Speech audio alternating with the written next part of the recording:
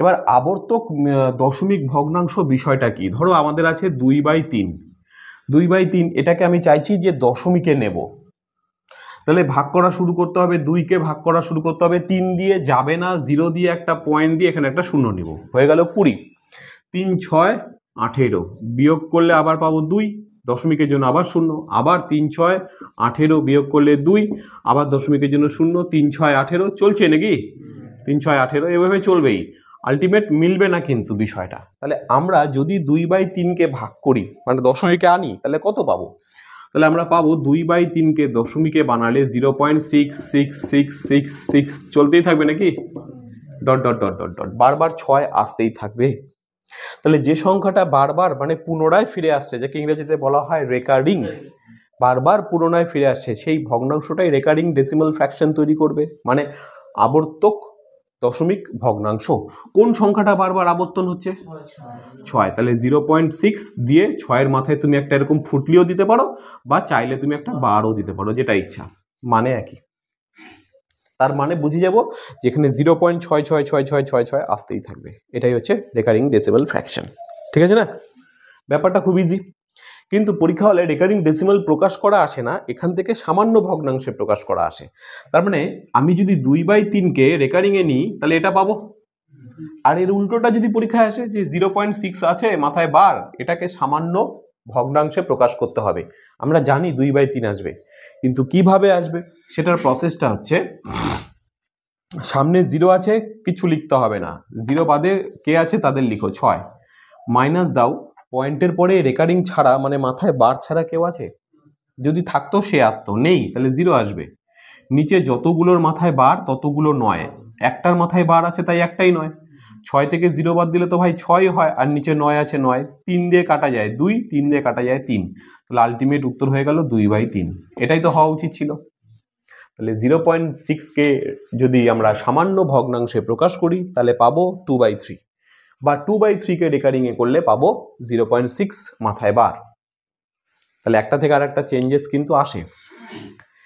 এইটাকে বারে প্রকাশ করা আসে না, বার দিয়ে দেয় ওটাকে সামান্যতে আসে, এটা আসে, বা বারের যোগ বিয়োগ আসছে এখন পরীক্ষায়। ঠিক আছে, ক্লিয়ার একদম? তাহলে এটা গেল আমাদের recurring decimal fraction, recurring decimal fraction, clear একদম? আচ্ছা, এইবার এর আবার শুদ্ধ আর অশুদ্ধ, ওগুলো আমাদের অত ডিটেলসে গিয়ে লাভ নেই। শুদ্ধ আর অশুদ্ধ বিষয়টা কি জিনিস, বা মিশ্র, অশুদ্ধ তো না, মিশ্র। একটা হচ্ছে শুদ্ধ আবর্তক দশমিক ভগ্নাংশ, আর একটা হচ্ছে মিশ্র আবর্তক দশমিক ভগ্নাংশ। দুটো বিষয়টা একটুখানি শুধু দেখে রাখো এক্সাম্পল হিসাবে। শুদ্ধ মানে পিওর একদম নাকি, ওর মধ্যে নর্মাল কোনো নাম্বার থাকবে না, যারা থাকবে তারা সবাই বারের আন্ডারে থাকবে, তাহলেই হয়ে গেল সেটা পিওর বা শুদ্ধ। ধরো তোমাকে দেওয়া হলো এরকম একটা সংখ্যা, সাপোজ শুদ্ধ দেওয়া হলো 0.53, দুটোর মাথায় বার আছে, এখানে বার ছাড়া কোনো সংখ্যা আছে? নেই তো, পয়েন্টের পরে বার ছাড়া কোনো সংখ্যা নেই তো। তাহলে এইরকম আবর্তক দশমিক ভগ্নাংশকে আমরা বলবো শুদ্ধ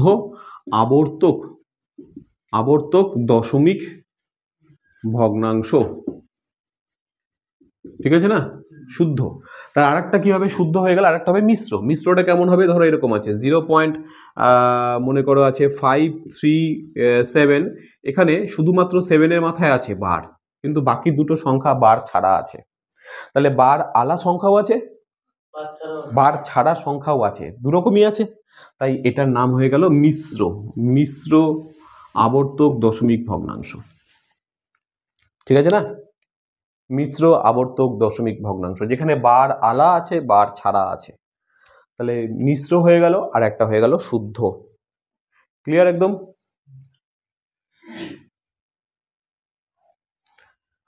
তাহলে দুরকম আবর্তক দশমিক ভগ্নাংশ পাওয়া যায়, মিশ্র আর শুদ্ধ।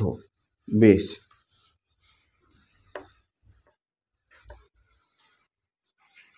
এরপর নেক্সট আমরা কতগুলো দশমিক ভগ্নাংশ দেখব যাদেরকে সামান্য ভগ্নাংশে প্রকাশ করা বা ভগ্নাংশের কম্পেয়ার করা, মানে ছোট বড় বের করা, এটা আছে একটা প্রসেস। আচ্ছা, ভগ্নাংশের যোগ বিয়োগ আছে, দশমিক সংখ্যার যোগ বিয়োগ আছে, সবগুলো ভ্যারাইটি দেখবো, বেসিক থেকে শুরু একদম। ওরা এখানে বলে দিয়েছে যে সাধারণ ভগ্নাংশের প্রকাশ মানে সামান্য ভগ্নাংশের প্রকাশ। ঠিক আছে, আমরা কিছু আগে প্রথমে সামান্য ভগ্নাংশে প্রকাশ করা দেখি। সামান্য ভগ্নাংশে প্রকাশ করতে বলা হলো। কিছু কিছু সংখ্যা দিয়ে দিলাম যাদের সামান্য ভগ্নাংশে প্রকাশ করতে বললাম। যেমন ফার্স্টে আছে 1 নম্বর 0.75, এটাকে সামান্য ভগ্নাংশে প্রকাশ করে আমরা কত পাবো দেখবো। হ্যাঁ, তারপরে আছে 3.004, তাকে সামান্য ভগ্নাংশে প্রকাশ করব। তারপরে 0.0056, তাকে সামান্য ভগ্নাংশে প্রকাশ করব। এই সংখ্যাগুলোকে আগে আমরা সামান্য ভগ্নাংশে বানাই।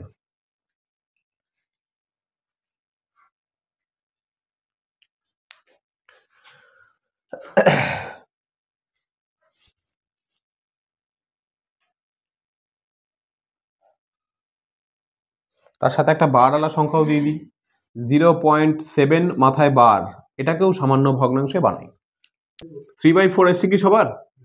তোমরা আগে কি করেছো, এটা পয়েন্টে আছে দশমিক, তোমরা সবার আগে দশমিকটাকে তুলে দেবে। হ্যাঁ, আমি কালার পাল্টে দিচ্ছি।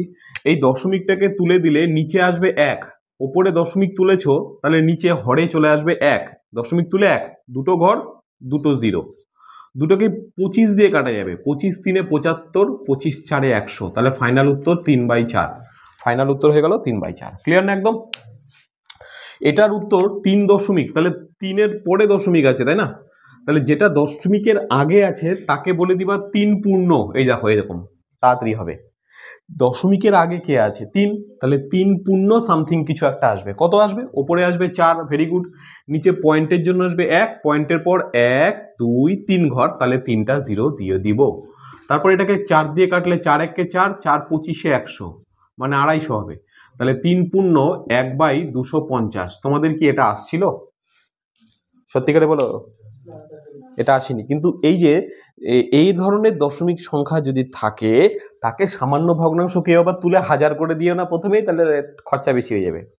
এটা করার শর্টকাট টেকনিক, দশমিকের আগে যে থাকে তাকে সামনে বসিয়ে দাও 3 পূর্ণ, পরে দশমিকের তুলে নিচে 1 আসবে, 3টে ঘর, তাই 3টে 0, মানে 1000, উপরে শুধুমাত্র 4 আছে, 4 বসিয়ে দাও, এই দুটোকে কাটাকাটি করো, উত্তর ইজি। ক্লিয়ার না? শিওর তো একদম? এটা তো আবার পারা যাবে। এটা আসছে দশমিকের আগে কোনো নাম্বার নেই, 0 আছে, তাহলে গুলি মারো, তাহলে পয়েন্ট উঠে নিচে কত আসবে? 1, পয়েন্টের পরে 4টা ঘর, তাই 4টা 0, আর ওপরে হচ্ছে শুধুমাত্র 56, তাই তো? এই দুটোকে আমাদের 4 দিয়ে যাবে মনে হচ্ছে, 4 দিয়ে 4 14 56, তাই তো? আর 4 25 100, 25, আর এদিকে দুটো শূন্য, না এটা আসবে 25-এর পরে দুটো শূন্য। আবার দুটোকে 2 দিয়ে যাবে, 2 দিয়ে কাটলে কত হবে ভাই? 7, আর এটাকে 2 দিয়ে কাটলে কত হবে? 125, এটা 1250, তাহলে 7/1250। এটা কি আসছিল উত্তর? এটা কিন্তু এভাবে হবে। আমি ওই জন্য বলছি সবটা শিখবো, কিছু বাদ দেবো না। কোনটা হালকা কোনটা ভারী জেনে লাভ নেই, সব শেখো।